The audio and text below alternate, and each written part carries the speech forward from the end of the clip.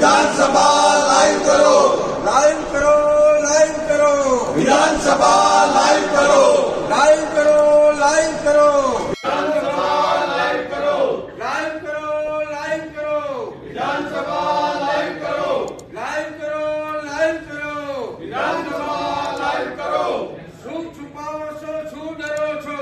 विधानसभा live करो, શું છુપાવો છો, કેમ ડરો છો? विधानसभा लाइव करो, શું છુપાવો છો, કેમ ડરો છો? विधानसभा लाइव करो, શું છુપાવો છો, કેમ ડરો છો? विधानसभा लाइव करो, શું છુપાવો છો, કેમ ડરો છો? विधानसभा लाइव करो, શું છુપાવો છો, કેમ ડરો છો? विधानसभा लाइव करो, લાઈવ કરો, લાઈવ કરો, विधानसभा लाइव करो। सभा એ લોકશાહીનું મંદિર છે।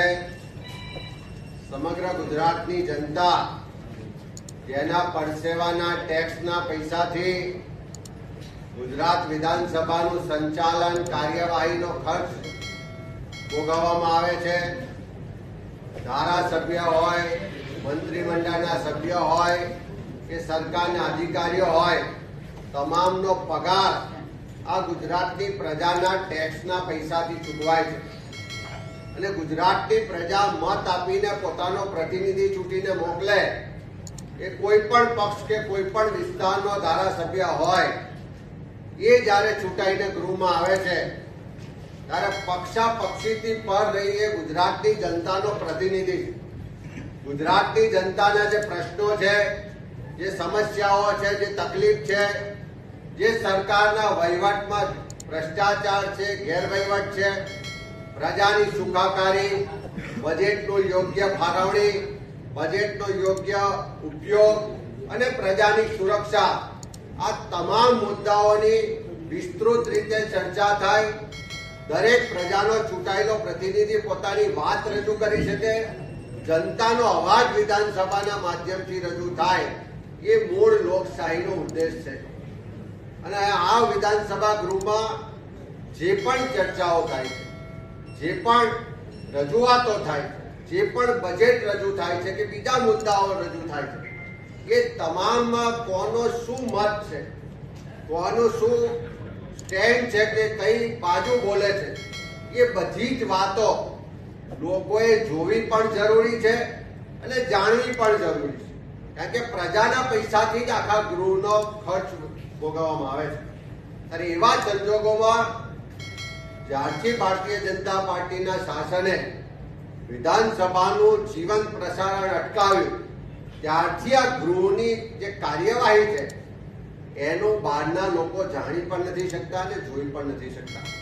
અને ગૃહની કાર્યવાહી જે માહિતી ખાતા દ્વારા મીડિયાને આપવામાં આવે છે એમાં મારો વારંવારનો આક્ષેપ રહ્યો છે કે એમાં વિપક્ષ સાથે અન્યાય કરવામાં આવે છે, ભેદભાવ કરવામાં આવે છે, પ્રજાનો સાચો અવાજ જે ગૃહમાં રજૂ થાય છે એ દુનિયા સમક્ષ રજૂ કરવામાં આવતો નથી, દેખાડવામાં આવતો નથી। હમણાં થોડા દિવસની વાત કરીએ તો રાજકોટમાં એક હોસ્પિટલના સીસીટીવી ફૂટેજ સોશિયલ મીડિયાના માધ્યમથી મહિલાઓના જે તપાસણી દરમિયાનના ફૂટેજ હતા, જે અંગત ફૂટેજ કહેવાય, એ સોશિયલ મીડિયાના માધ્યમથી વેચાતા પકડાયા અને એ બાબતની ચિંતા કરી લોકોની જે પ્રાઇવેટ લાઈફ છે, પ્રાઇવસી છે, એ આ ગુજરાતમાં સલામત નથી એની ચિંતા કરીને કોંગ્રેસ પક્ષ દ્વારા 116ની નોટિસ લાવવામાં આવી। એના પર જે વિસ્તૃત ચર્ચા થઈ, લોકોનો ભય, લોકોની તકલીફ, લોકોની ફરિયાદ કોંગ્રેસ પક્ષ તરફથી રજૂ કરવામાં આવી, પણ એનો એક પણ ફૂટેજ આ ગૃહની બહાર આપવામાં ના આવ્યો। જ્યારે લાજવાના બદલે જે ગૃહ રાજ્યમંત્રી ગાજતા હતા એમને વિડીયો આપવામાં આવે ને એમની પબ્લિસિટી વાહવાહી થાય એવો પ્રયત્ન થયો। એના ભાગ સ્વરૂપ આજે ફરી અમે વિધાનસભાના અધ્યક્ષ માનનીય શંકરભાઈને રજૂઆત લેખિતમાં કરી છે કે આખા દેશમાં, દેશની પાર્લામેન્ટમાં લોકસભા અને રાજ્યસભાનું લાઈવ પ્રસારણ થાય છે। દેશના 28 જેટલા રાજ્યો જ્યાં ક્યાંક કોંગ્રેસની પણ સત્તા છે, ક્યાંક ભારતીય જનતા પાર્ટીની પણ સત્તા છે, ક્યાંક બીજા પક્ષોની પણ સત્તા છે, એવા 28 જેટલા રાજ્યોની વિધાનસભાની કાર્યવાહીનું પણ જીવંત પ્રસારણ થાય છે, તો ગુજરાતની વિધાનસભાનું જીવંત પ્રસારણ કેમ નથી કરવામાં આવતું? સરકારને એમાં શું છુપાવવાનું છે? સરકારને અહીંયા થતી ચર્ચા પ્રજા જોવે જાણે તો એમાં શેનો ડર લાગે છે? ત્યારે અમે આજે વિધાનસભામાં માંગણી કરી છે કે અમારી માંગણી છે કે વિધાનસભાની કાર્યવાહીનું તાત્કાલિક રીતે જીવંત પ્રસારણ થવું જોઈએ.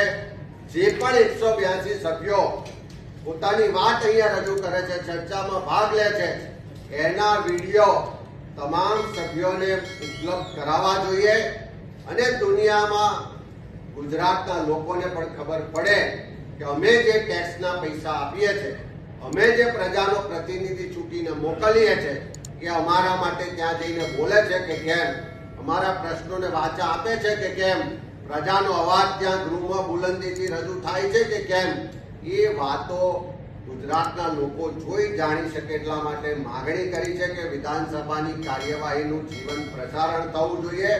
જે વિપક્ષ સાથે ભેદભાવ થઈને વિડીયો ફૂટેજ નથી અપાતા, એના બદલે તમામ 182 ધારાસભ્યોના પોતાના પ્રવચનના ચર્ચામાં જે ભાગ લીધો હોય એના વિડીયો ફૂટેજ આપવામાં આવે એવી અમે માંગણી કરીએ છીએ. સરકારને પણ કહેવા માંગીએ છીએ, જો તમારામાં હિંમત હોય, તમે પારદર્શક રીતે વહીવટ કરતા હોય, તમારા મનમાં જો કોઈ ખોટ ના હોય, તો તાત્કાલિક ગૃહની કાર્યવાહીનું જીવંત પ્રસારણ કરાવો, જેથી ગુજરાતની જનતાને ખબર પડે કે ગુજરાતનો એમનો ચૂંટેલો પ્રતિનિધિ ગૃહમાં જઈને કોની માટે ચર્ચા કરે છે, કોના માટે બોલે છે, કયા પ્રશ્નો ઉઠાવે છે, જેથી દૂધનું દૂધ અને પાણીનું પાણી થઈ શકે. એટલા માટે વિધાનસભાની કાર્યવાહીની જીવંત પ્રસારણની માંગણી કરીએ છીએ.